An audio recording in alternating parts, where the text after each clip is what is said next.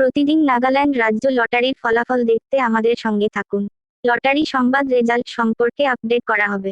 লটারির সময়সূচি, ড্র এবং পুরস্কার মূল্য সম্পর্কিত আরও তথ্যের জন্য আমাদের চ্যানেলটি সাবস্ক্রাইব করুন।